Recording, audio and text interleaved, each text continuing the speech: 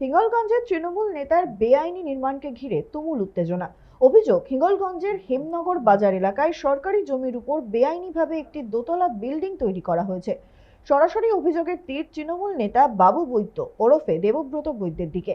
স্থানীয়দের অভিযোগ, বিল্ডিং এর একটি ঘরে বেআইনি অস্ত্র লুকিয়ে রাখা হয়েছে, যা দিয়ে এলাকায় আতঙ্ক সৃষ্টি করা হতো।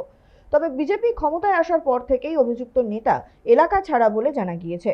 বর্তমানে বিল্ডিংটি তালাবন্ধ অবস্থায় রয়েছে। স্থানীয়দের অভিযোগের ভিত্তিতে হেমনগর থানার পুলিশ ওই ঘরের শাটার ভাঙার চেষ্টা করে, তবে দীর্ঘ চেষ্টার পরও তালা ভাঙা সম্ভব হয়নি। এরপরই ঘটনাস্থলে পৌঁছন হিঙ্গলগঞ্জের বিজেপি বিধায়ক রেখা পাত্র। সেখানে পুলিশের সঙ্গে বচসায় জড়িয়ে পড়েন বিধায়ক।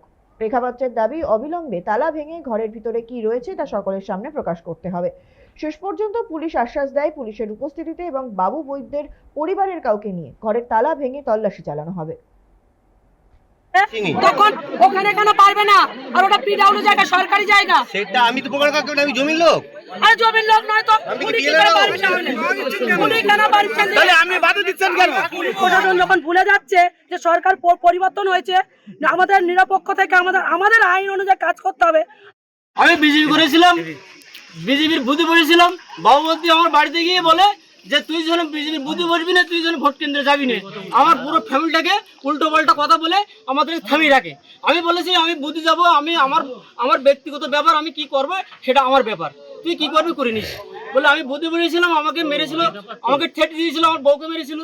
তারপর ওরা জেতার পরে কি করলো, ওদের সেনাবাহিনী নিয়ে 5 মিনিটের ওখানে শাবল নিয়ে বড় বড় হামুর নিয়ে আমার ঘর ভেঙেছে, ঘরটাকে তয়নস করে দিয়েছে।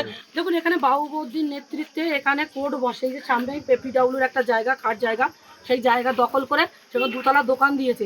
ওপরের তলায় কার মুন্ডু কেটে ফুটবল খেলবে, কার স্ত্রীকে কখন তুলে আনবে, কার বাগান গিয়ে কার কলা গাছ কাটবে, কার বা ক্ষেত খামার নষ্ট করবে, সেই সব প্ল্যানিং হতো ওপরে, তার লিস্ট হতো ওপরে। আর নিচে হতো লাঠিচার্জ। যত কর্মীদের, যত টোটো চালক, ভ্যান চালক, যারা ওদের কথা না শুনতো তাদেরকে তুলে নিয়ে ওখানে মারা হতো। ওর ভিতরে বেআইনি অস্ত্র থেকে নিয়ে লাঠি ছোটা ভর্তি আছে ওই ঘরটার ভিতরে।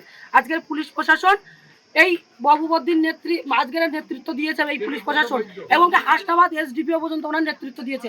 আজকে হাসনাবাদ এসডিপিও এসে ওনার স্ত্রীকে শেল্টার দিতে চলে এসছে, নিরাপত্তা দিতে চলে এসছে একদম।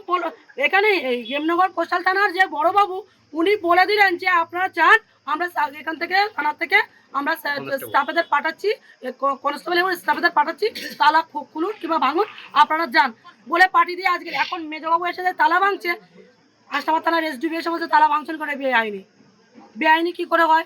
যেখানে বড়বাবু যেখানে রায় দিয়ে দিলেন, বড়বাবু যেখানে ভাঙার নিদান দিলেন, সেখানে কি করে বেআইনি হয়?